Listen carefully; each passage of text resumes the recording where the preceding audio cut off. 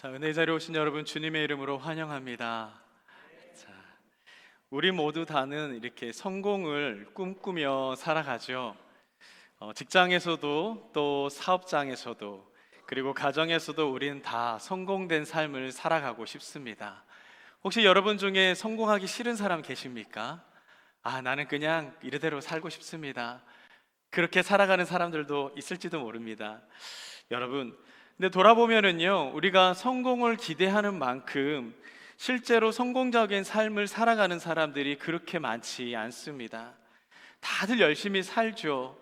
최선을 다해서 살아갑니다. 어떤 표현으로 말하면 아둥바둥 살아간다라고 하는 이 표현이 맞죠. 정말 최선을 다해서 몸부림치며 발부림치며 살아가는데 우리가 가만히 돌아보면 결과는 다 똑같습니다. 결국 빈손으로 한평난직한 땅에 묻히는 게 인간의 삶의 결과가 아니냐라는 것입니다. 여러분들이 잘 알고 있는 이병철 회장도요, 그 많은 돈을 가지고 넓은 땅에 가지 못 가져갔습니다. 그냥 한 뼘짜리의 땅에 묻히게 되더라는 거죠. 이건희 회장도 마찬가지고요, 또한 정주영 회장도 마찬가지입니다. 사랑하는 여러분, 이게 우리들이 살고 있는 인생들 중에 특징이라는 겁니다. 불교 용어 중에 공수래 공수거라고 하는 말을 들어보셨을 겁니다. 이게 무슨 말일까요? 빈손으로 왔다가 빈손으로 간다라고 하는 말입니다.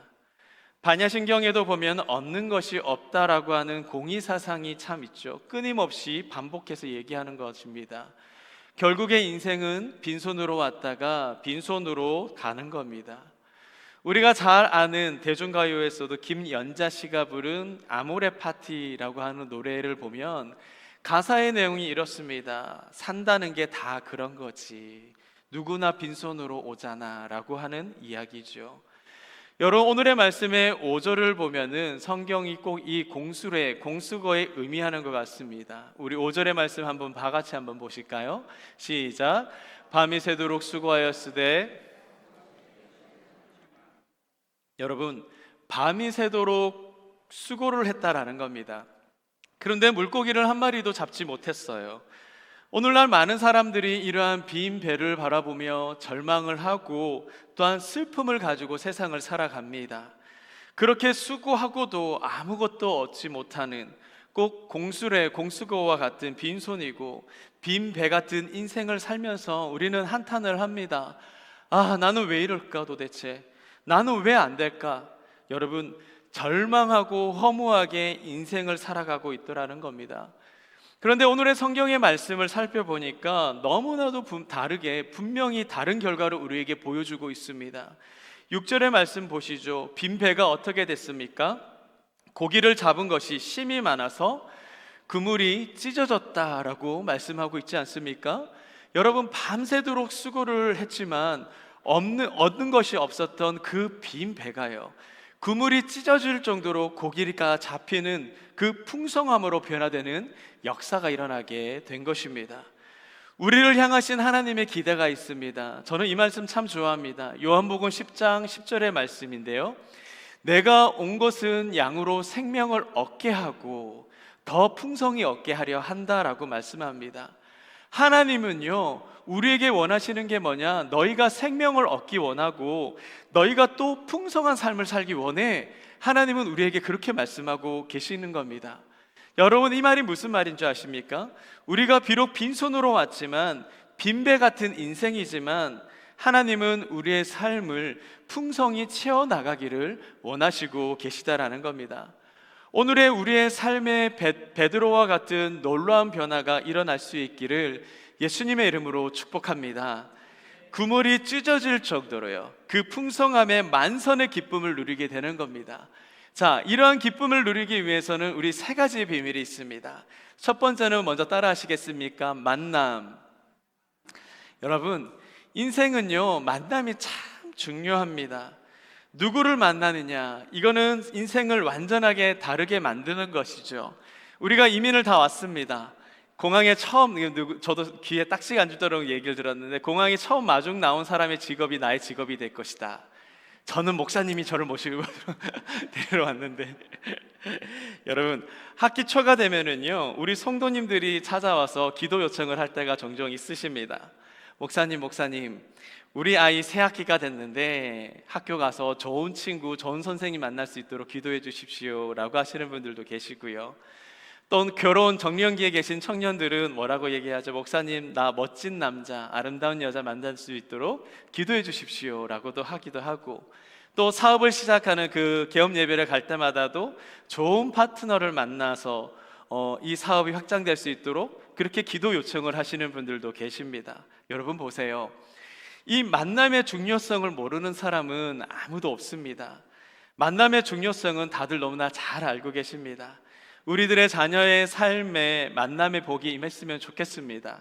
그리고 내 사업에 만남의 축복이 임했으면 좋겠습니다.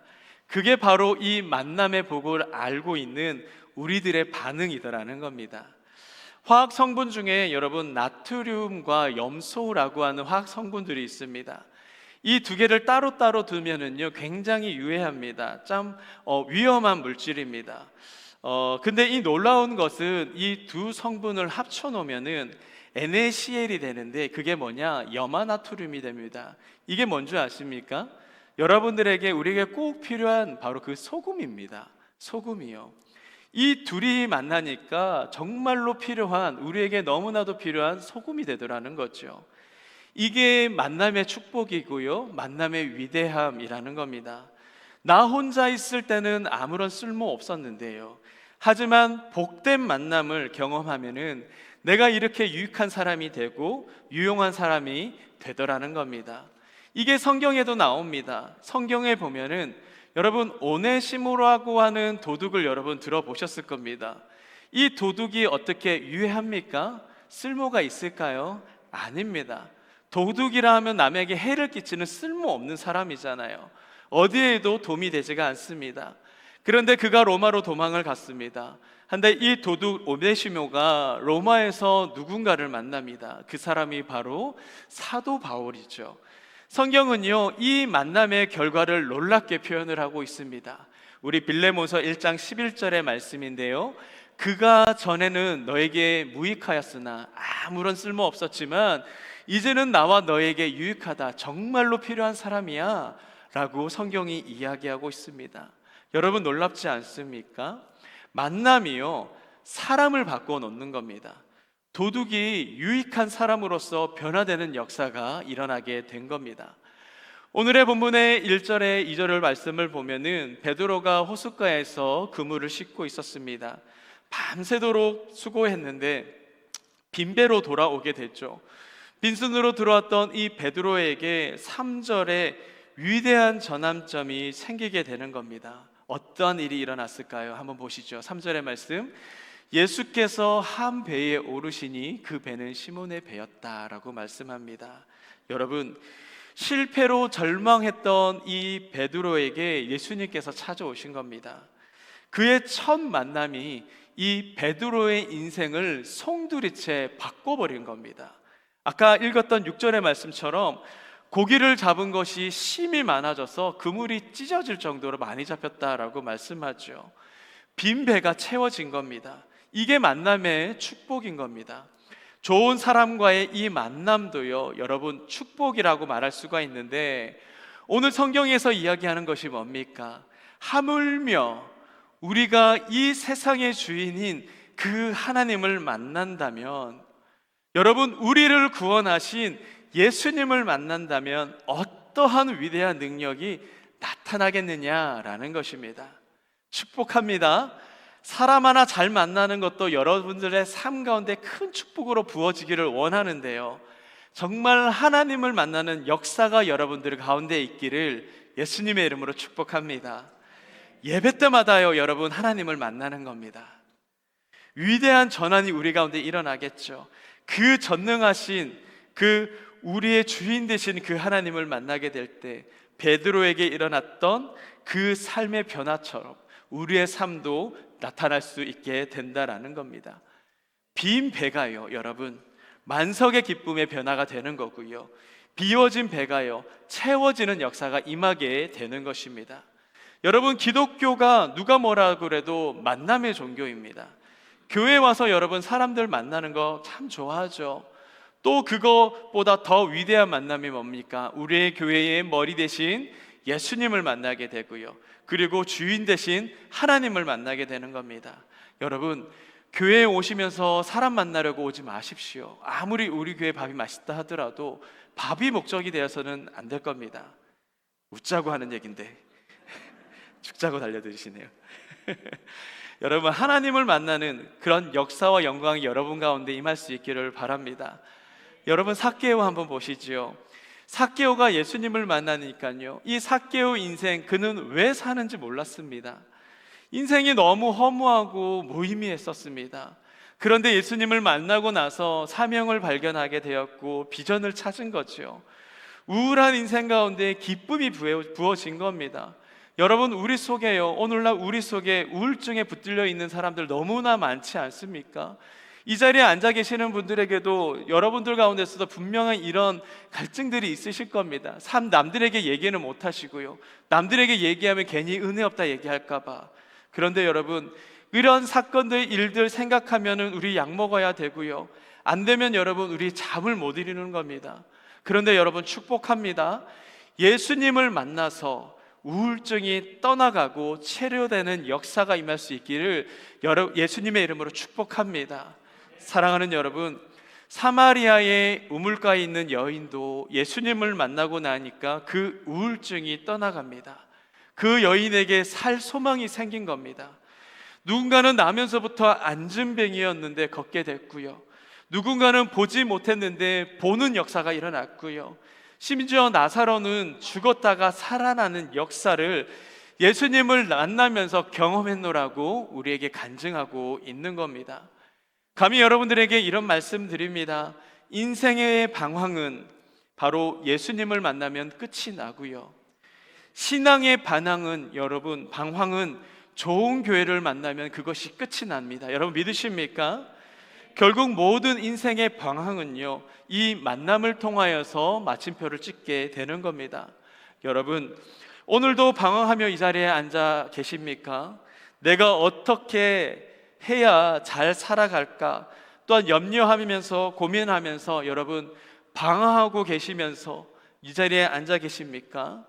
만남의 축복이 여러분들의 그 방황에 이 마침표를 찍을 수 있기를 예수님의 이름으로 축복합니다. 여러분, 또한 만선의 기쁨을 누릴 수 있기 위해서는 두 번째로는요, 리더십이 있습니다. 리더십. 여러분, 사실 오늘 말씀 속에 이 배의 선장이 누구입니까? 베드로 아닙니까? 베드로. 그런데 성경을 한번 가만히 읽어보십시오. 이 배가 누구의 명령으로 움직일까요? 베드로의 명령대로 움직입니까? 예수님의 명령대로 움직입니까? 우리 4절의 말씀 한번 보시죠. 4절의 말씀 우리 한번 다 같이 한번 읽어보겠습니다. 4절입니다. 시작. 깊은 데로 가서 그물을 내려 고기를 잡아라. 자, 우리 예수님께서 말씀하셨습니다. 명령하셨습니다. 근데 베드로의 반응이 이거였었어요. 예수님, 내가 어젯밤에 밤새도록 그물을 내려봤습니다. 근데요, 예수님, 물고기를 한 마리도 잡지 못했습니다. 저 깊은 곳에도 내가 그물을 던져봤지만 예수님, 물고기는 없었어요. 예수님, 내가 이 바닥에서 잔뼈가 좀 굵은 사람이거든요. 나 고기 잡는 데 전문가예요, 예수님. 베드로는 그렇게 생각을 했던 거죠. 그러다가 베드로가 놀라운 결정 한마디를 합니다. 5절과 6절의 말씀에 의지하여 내가 그물을 내리리다 하고 그렇게 하니 고기를 잡은 것이 심이 많아 그물이 찢어졌다라고 말씀하지요. 보세요, 여러분, 이 배가요, 누구의 명령대로 움직였습니까? 베드로가 선장이니까 베드로의 마음대로 갔습니까? 아니라는 겁니다. 베드로의 마음에는 깊은데 고기가 없다라고 분명하게 생각했습니다. 자기의 경험이죠. 내가 살아봤는데, 나의 기술로서는 저기는 분명 없는데. 그런데 예수님의 명령과 이 말씀대로 이 배가 움직이기 시작했다라는 것입니다. 여러분, 선장이 베드로에서 예수님으로 바꿔버리게 된 겁니다. 여러분, 결과가 중요한 것 아닙니까? 이 배의 선장이 베드로였을 때는 빈배였습니다.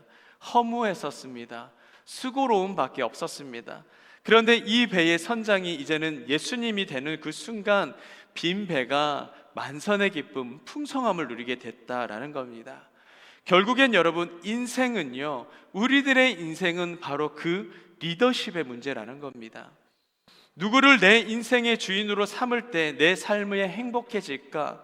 여러분, 한번 그렇게 생각해 본 적 있으십니까? 사랑하는 여러분, 여러분들의 삶 속에 여러분들의 삶을 이끌어가고 있는 것이 지금 누구입니까? 실제로 많은 사람들이요, 내가 나를 이끌어가는 그 일에 여러분 너무나도 사람들이 많이 지쳐져 있습니다. 외롭고 고통스럽습니다. 고독합니다. 힘들어요. 불안합니다. 밤을 잠을 잘 수가 없습니다. 이 불안함과 두려움 때문에요. 여러분, 우리가 부모로서 자녀들에게 얘기할 수도 있죠. 자, 너 아빠 따라오면 너 정말 멋진 인생 살 거야. 아빠 말만 잘 들어. 너 정말 꽃피는 인생 될 거야. 여러분, 여러분들은 스스로 자녀들에게 그렇게 당당하게 이야기하실 수 있으십니까? 장담할 수 있으세요? 못하잖아요. 왜 그럴까요? 내 인생의 답조차 내가 알지 못하는데 내 자녀의 인생을 내가 어떻게 아냐는 거죠. 답을 모릅니다. 우리는 좋은 리더가 아니라는 겁니다. 여러분, 혹시 여러분 중에 누가 그러신 분 아닙니까? 내 사업, 내 직장, 내 가정과 내 인생을 이끌어가는 일이 여러분 힘들지 않으십니까? 여러분, 우리들의 이 하루하루가 헉헉거리지 않으세요?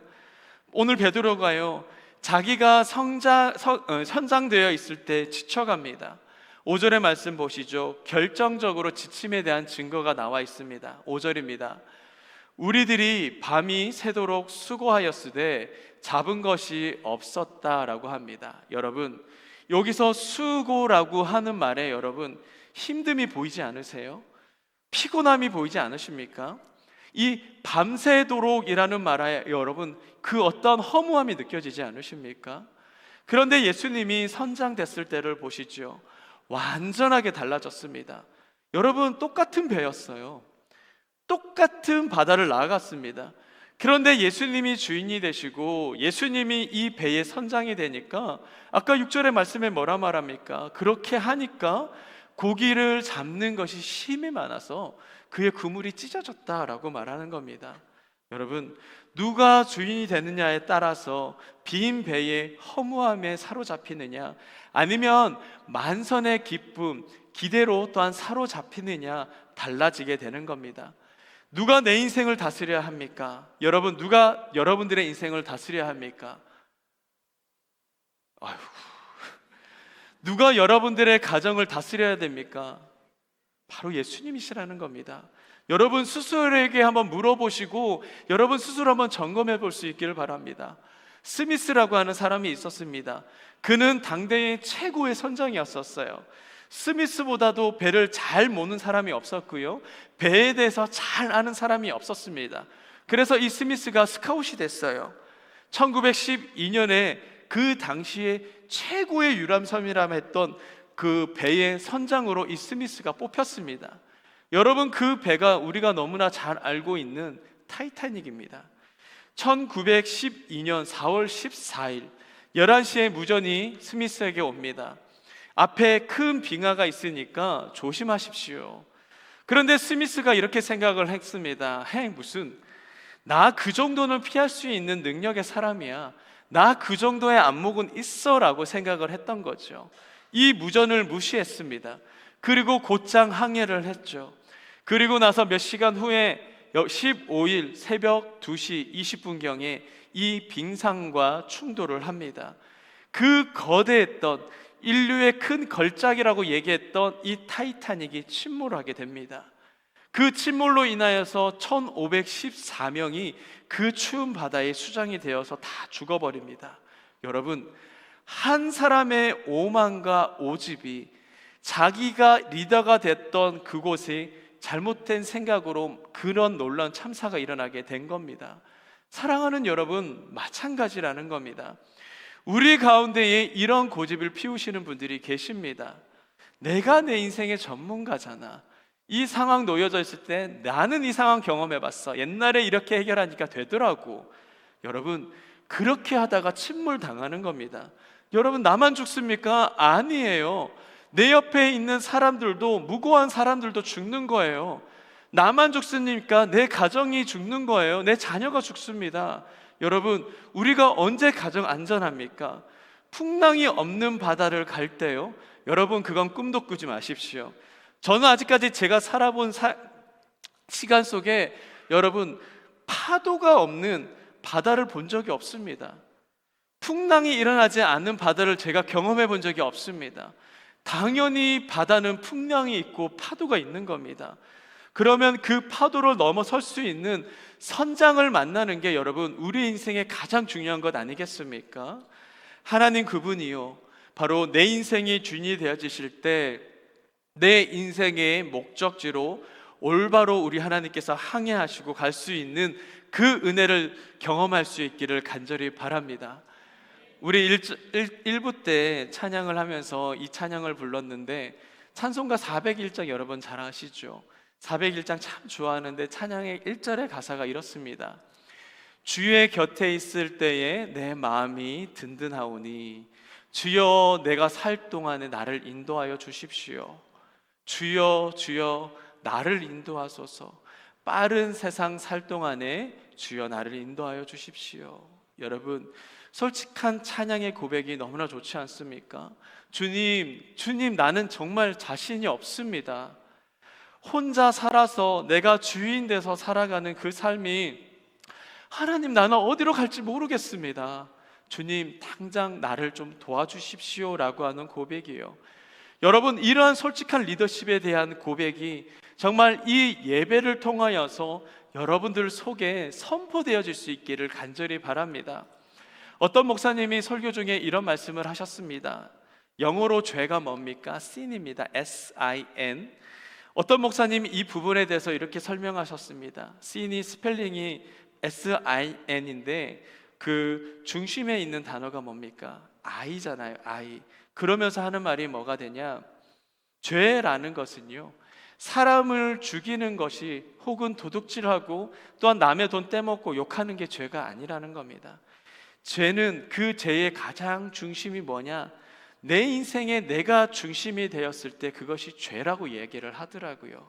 사랑하는 여러분, 여러분들이 남의 돈을 안 훔치셨을 수도 있습니다. 사람을 안 죽이셨을 수도 있어요. 또 다른 분들을 욕을 안 하셨을 수도 있습니다. 그런데 말씀에 왜 인간들을 향하여서 죄인이라고 선언을 하고 있냐면, 착각하는 겁니다. 내가 주인인 줄 알고, 내가 하나님인 줄 알고, 내가 이끌어가는 줄 알고요. 여러분, 그게 바로 죄라는 것입니다. 오늘 이 예배를 통하여서 주님, 내 인생의 배에 올라와 주십시오. 그 배의 키를 주님께 넘겨드리는 그런 멋진 그리스도인들 될 수 있기를 예수님의 이름으로 축복합니다. 마지막으로는요, 협력이 있습니다. 협력. 제가 이 설교를 준비하다가 이 세 번째 이야기가 저한테는 너무나 큰 은혜가 됐습니다. 감동이었어요. 여러분, 서로 협력하는 살아가는 삶, 여러분, 사실 이 만선의 풍성함을 누릴 수 있는 그 비결을 유지하는 비결이에요. 베드로가요, 예수님을 만나고 예수님이 주인이 되셔서요, 그물이 찢겨질 정도로 고기를 많이 잡았습니다. 그런데 그 많은 고기를 끌어올리고 또한 끌어올리는 중요한 원리를 오늘 성경이 우리에게 말해주고 있습니다. 이게 무슨 말이냐면요, 하나님께서 주시는 그 축복을요, 내 것으로 누릴 수 있는 비결이 뭐냐는 거예요. 뭐라 그럴까요? 오늘 7절의 말씀에 나와 있습니다. 우리 함께 읽겠습니다. 시작. 이에 다른 배에 있는 동무들에게 손짓을 하여 와서 도와달라고 하니 그들이 와서 두 배의 채움에 잠기게 되었다라고 말씀합니다. 여러분, 만약에 옆에 있는 친구들에게 도움을 청하지 않고 베드로의 배에만 고기를 채웠다면요, 한번 생각해 보세요. 우리 예수님이, 하나님이 이 베드로에게 채울 법한 그 충분한 그 주신 것의 절반밖에 못 받았을 거예요. 여러분, 이게 무슨 말인지 아시죠?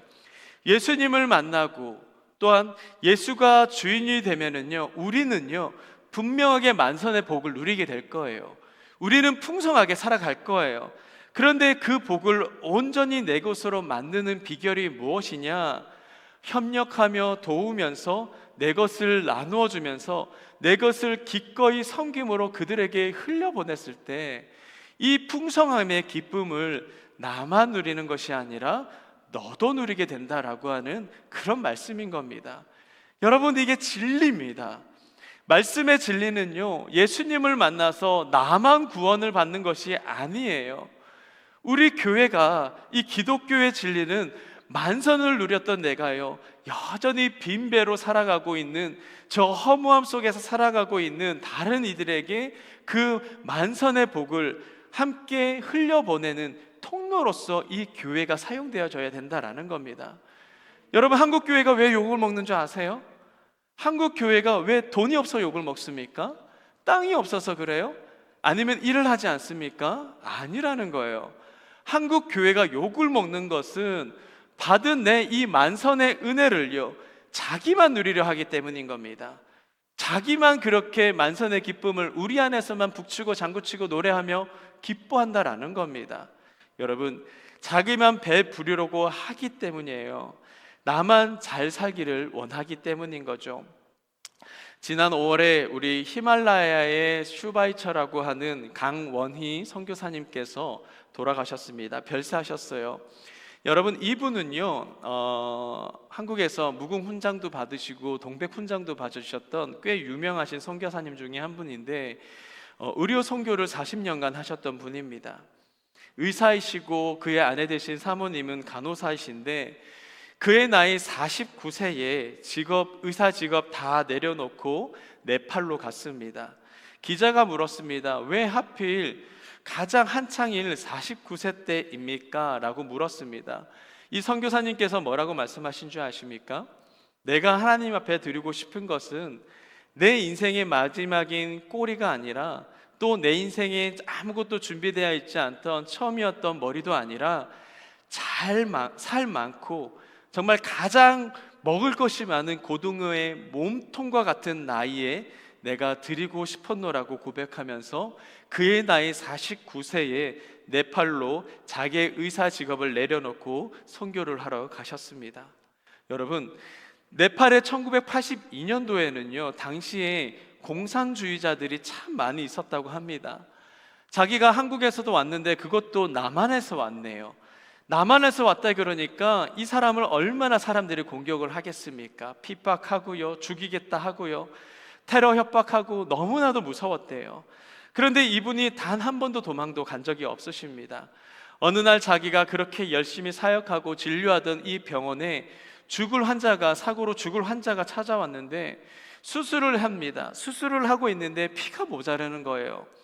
수혈을 해줘야 되는데 피를 찾을 수가 없습니다. 안 그러면 이 사람 죽으니까 이분이 어떻게 하신 줄 아십니까? 그 호수를 자기의 몸과 연결을 해서 수술을 하면서 자기의 피를 수혈을 했던 겁니다. 수술을 하면서 자기도 죽을 수 있는 겁니다. 여러분, 그래서 이분이 네팔 사람들에게 히말라야의 슈바이처라고 별명을 안게 되었고, 그의 나이 1999년도에 나이가 들어서 선교사직을 내려놓고 한국으로 오셨었습니다. 그리고 안동에서 성소병원이라는 곳에서 병원장으로 지내셨는데 3년을 못 참고 다시금 에티오피아로 선교하러 다시금 나가셨고요. 그의 노년을 에티오피아에서 그렇게 주님 앞에 드리고 그곳에서 묻히게 되셨습니다. 여러분, 기독교는요, 빈배였던 내가 이 예수님을 만나고 또 예수님이 주인이 되어서 만선의 기쁨을 나만 누리는 그런 종교는 아닙니다. 성공의 자리에 하나님께서 여러분들을 초대하셨습니다. 물질을 분명하게 여러분들에게 가지게끔 하셨고요. 그리고 하나님께서 여러분들에게 건강까지도 주셨습니다. 그럼 뭡니까? 그럼 나누고 돕고 협력하는 일에 쓰게 될 때에 이 내 배도 채워지는 거고, 이 배가 아니고 너의 배도 채워지는 겁니다. 여러분, 이게 바로 진리라는 거예요. 이걸 살아내게 되는 것이요, 이렇게 살아가야 되는 것이 우리가 이 땅을 살아가는 하나님께서 여러분에게 주신 사명이라는 것입니다. 우리 기독교의 신앙으로 전 여러분들이 예수님을 만나서 정말 빈 배가 만선이 되는 것 참 좋습니다. 그런데 여러분, 한 단계 더 나아가셔서 받았던 이 만선의 기쁨을 사람들에게 흘려보낼 수 있는 그런 멋진 하늘의 소명받는 사명자들이 될 수 있기를 예수님의 이름으로 축복합니다. 우리가 풍성한 삶을 누리기 위해서 세 가지에 대해서 여러분들에게 말씀드렸습니다. 이 세 가지를 꼭 여러분들이 기억하시고, 내 삶 가운데 지금은 빈 배와 같은 삶의 인생이지만 하나님께서 우리 삶 가운데 찾아와 주셔서 그분이 리더가 되어 주실 때 주시는 그 빈 배가 이제는 풍성하게 누리게 될 겁니다. 거기서 그칠 것이 아니라 이제는 내가 받은 모든 은혜들이 세상 가운데 또한 흘려보낼 수 있는 예수 그리스도의 창문의 역할들을 잘 감당할 수 있는 저와 여러분들의 삶 될 수 있기를 예수님의 이름으로 축복합니다.